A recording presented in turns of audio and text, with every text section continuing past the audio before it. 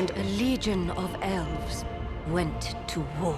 Morgoth était le premier méchant du Seigneur des Anneaux, précédant Sauron dans sa méchanceté et commettant de nombreux crimes sur la Terre du Milieu. Bien le bonsoir, mesdames et messieurs. Nous sommes l'animation de la soirée. Signifiant ennemi noir en langue elfique Sindarin, Morgoth était le nom donné au Vala Melkor au premier âge par l'elfe Noldor Fëanor. Le mécontentement de Morgoth est né de la fierté d'un endroit autrefois connu sous le nom de salle intemporelle. Créé avec les autres membres de sa race Ainur par l'unique Eru Ilúvatar, Melkor était l'un des 9 Aratar, le plus grand des 15 Valar qui étaient eux-mêmes les plus grands des Ainur. Servis par les Maiar, l'ordre inférieur des Ainur, les 15 Valar sont descendus à Arda depuis les salles intemporelles pour construire à partir de zéro. Eru avait donné un thème aux Ainur et ils avaient commencé à le chanter. Ce thème visualisait Arda. Une fois à Arda, les Valar y furent liés pour toujours, promettant des éternités de problèmes à venir. Melkor essaya d'imposer son règne, mais les autres Valar s'y opposèrent. Le conflit qui a suivi a duré des millénaires, mais même après avoir été jeté dans le vide, Morgoth a entaché et affecté la Terre du Milieu. Morgoth était cette race de malfaiteurs qui parvenait d'une manière ou d'une autre à englober presque tous les types d'actes odieux, y compris ceux de nature charnelle. Morgoth a conspiré pour attaquer Lúthien dans le lait de Léthian. Dans Morgothring, Christopher Tolkien a publié un essai selon lequel Tolkien avait écrit des notes sur les motivations du Silmarillion. Cet ouvrage expliquait comment Morgoth attaquait Arienne, même si Tolkien n'avait pas nécessairement l'intention de le publier. Cela donnait un aperçu des pires penchants de Morgoth. Curieusement, Tolkien fait référence dans cet essai au mâle comme étant stérile mais sissipare, incapable de se reproduire sexuellement, mais capable d'engendrer diverses sortes de progéniture en se divisant en plusieurs parties. Tolkien a fait référence à l'attaque de Morgoth contre Arienne, qui a également été couverte ailleurs dans le légendaire. Morgoth a ravi Arienne et Tolkien a confirmé avec froideur que c'était pour la détruire et la dépouiller, pas pour engendrer une progéniture enflammée. Morgoth a également mené des programmes de reproduction invasive pour des espèces comme les orques.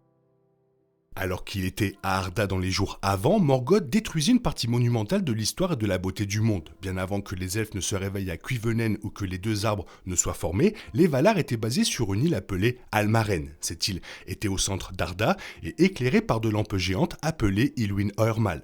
Les lampes avaient été fabriquées par le grand forgeron Aolé. Ce Valar n'a pas fabriqué les lampes seul, le Valier Varda les a remplies d'une lumière magique bénie par le Vala Manwë.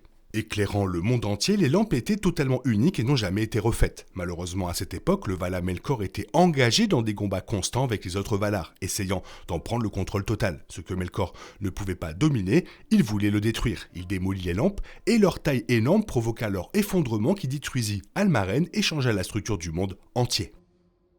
Morgoth s'est associé à une araignée géante appelée Ungoliant pour mettre fin à la prochaine tentative des Valar d'éclairer la Terre du Milieu. Comme si les deux lampes n'avaient pas été une perte assez importante, Morgoth détruisit et empoisonna les deux arbres avec Ungoliant. Contrairement à la destruction des deux lampes, la fin des arbres a été rappelée par les elfes qui habitaient Valinor au moment de leur chute. Tolkien a confirmé dans le Silmarillion qu'aucun conte ne pouvait contenir tout le chagrin et la terreur qui ont suivi la destruction des arbres.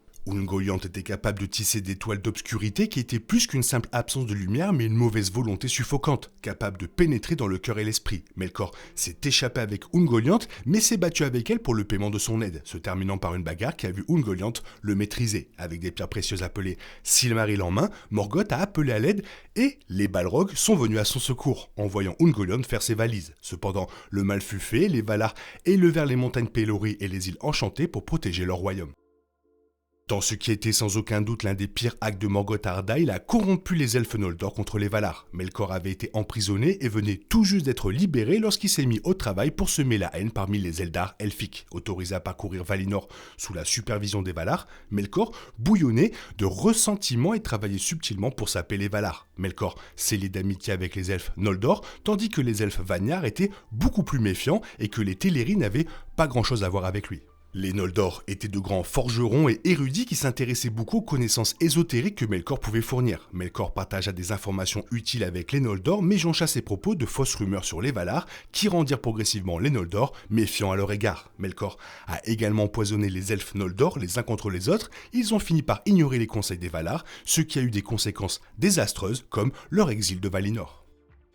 On ne savait pas exactement quand Melkor avait commencé à corrompre les Maillards à son service, mais certains Maillards maléfiques remarquables étaient les Balrogs et Sauron, connus sous le nom d'Umayyar en langue elfique kenya. Ces esprits étaient les principaux serviteurs de Morgoth. Les Umayyar ont continué à tourmenter Arda longtemps après la relégation de Morgoth dans le vide. Sans la persuasion précoce de Morgoth envers son compatriote Énour, Sauron n'aurait jamais été déchaîné sur la Terre du Milieu en tant que tyran créant l'anneau unique. C'est l'amour de Sauron pour l'ordre et son dégoût pour les frictions inutiles qui l'ont attiré vers Morgoth. Cela montre à quel point malheureusement Morgoth était capable de corrompre ce qu'il y avait de meilleur chez les gens. Sauron a été bon pendant si longtemps qu'il a développé un énorme héritage parmi le peuple du Vala Aolé et est resté puissant dans l'histoire de ce peuple, même après sa chute. Cela démontre ce qui aurait pu se passer si Morgoth n'avait pas été aussi déterminé à attirer autant d'esprits à sa cause.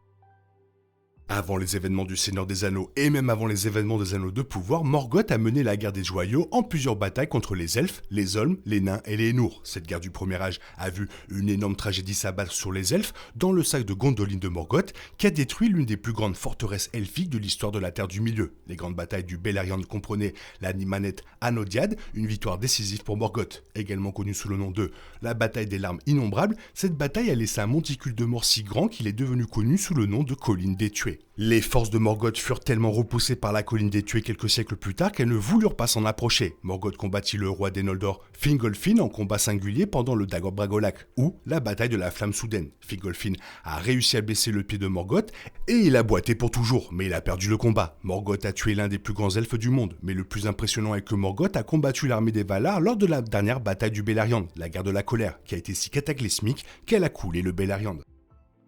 Morgoth a volé les Silmarils. Les Silmarils étaient trois puissants joyaux fabriqués par Fëanor. De par sa nature possessive, Morgoth devint naturellement aussi obsédé par les pierres précieuses que Fëanor. En tuant le père de Fëanor, Finwë, pour obtenir les Silmarils, le vol de Morgoth s'est produit après un autre crime hideux, son attaque contre les deux arbres de Valinor, ce qui constitue l'une des périodes les plus sombres que les habitants d'Arda aient jamais connues et connaîtront jamais. Morgoth a volé à la fois la lumière d'Arda et les Silmarils, fuyant vers la Terre du Milieu. Bien sûr, Fëanor et ses fils ont juré de les récupérer quoi qu'il arrive. Ce serment les mènerait à travers 3 meurtres sanglants. Après Morgoth, sur la Terre du Milieu, les Noldor furent exilés et maudits par les Valar. Avec un Silmaril se retrouvant dans le ciel avec Elrendil le demi-elfe, Maedhros et Maglor trouvèrent chacun un Silmaril à la fin, mais furent incapables de les supporter. À cause de la malédiction, Maedhros se jeta dans une fosse enflammée et Maglor jeta son Silmaril dans la mer et disparut, mettant fin à deux des plus grands fils de Fëanor dans la tragédie que les Valar avaient prophétisée.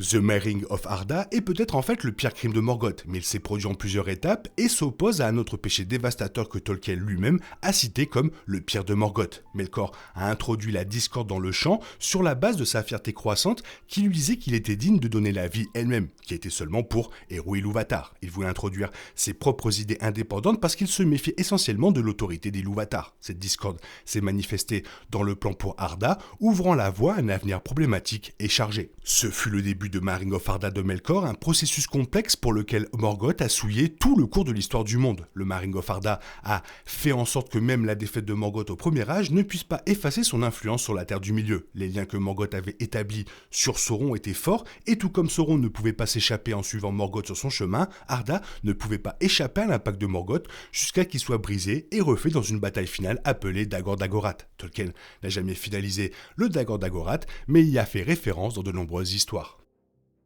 Morgoth rivalisait pour le contrôle d'Arda avec les Valar lors de la bataille des pouvoirs, au cours desquels Morgoth a intégré son essence corrompue dans le tissu du monde. Après avoir introduit sa discorde dans la musique des Ainur, Morgoth descendit dans Ea, l'univers qui contenait Arda, et créa Arda avec les Valar. Les Valar créeraient la beauté et Morgoth la démolirait et la corromprait. Ces combats ont donné lieu à des paysages tumultueux qui n'ont jamais été ou tout à fait comme les Valar l'avaient prévu. Eru révéla comment même la désobéissance de Morgoth avait abouti à un plan plus beau que tout ce qu'on aurait pu imaginer. Cependant, Morgoth a imprégné son être de la Terre du Milieu de la même manière que Sauron a versé son être dans l'anneau unique. Arda était l'anneau de Morgoth et de nombreuses choses qui étaient nées contenaient l'ingrédient Melkor, corruptible par la cruauté. L'immoralité de Morgoth et Sauron les liait à leur forme physique, mais ce sacrifice ne compensait pas la permanence de leur effet sur la Terre du Milieu. Même si le Maring of Arda allait sans doute plus loin, la création des orques était une insulte perverse à la vie elle-même. Tolkien a dit que c'était l'acte le plus ignoble de Melkor et le plus odieux envers Ilúvatar. Ce crime illustre le péché qui est au cœur des actions de Melkor. La fierté de Morgoth l'a amené à rechercher la flamme impérissable dans le vide et la capacité de donner la vie. Cette capacité était pratiquement synonyme de divinité. Souhaitant s'élever au niveau d'Érû lui-même, Morgoth fit de la race des orques moquerie des enfants d'Ilúvatar. Cruellement, Morgoth s'approcha des elfes peu de temps après leur réveil et, par de longs arts de cruauté, les corrompit pour en faire les premiers orques. Cette histoire d'origine orque était une parmi tant d'autres, mais semblait être la dominante et c'était celle que Christopher Tolkien avait choisie dans son édition finale du Silmarillion, et que son père lui avait confiée pour terminer. Les orques étaient les victimes de Morgoth, utilisées comme chair à canon, mais de manière plus flagrante. Dans le Seigneur des Anneaux, les orques ont combattu les forces de la lumière à maintes reprises, provoquant une misère et une mort indicibles. C'est le plus pourri des pourris, le bâtard originel, c'est bien Morgoth. Toi, qu'est-ce que tu en penses? Fais-moi part de ton avis dans la zone commentaire, sinon il est temps pour toi de reprendre le cours normal de ta vie. On se retrouve bientôt pour une nouvelle vidéo. Bisous, bisous, bye bye. Il est impossible de compter sur les autres de nos jours, on est obligé de tout faire soi-même. Je me trompe? Rien de grave, j'avais tout prévu. Où va le monde, je vous le demande.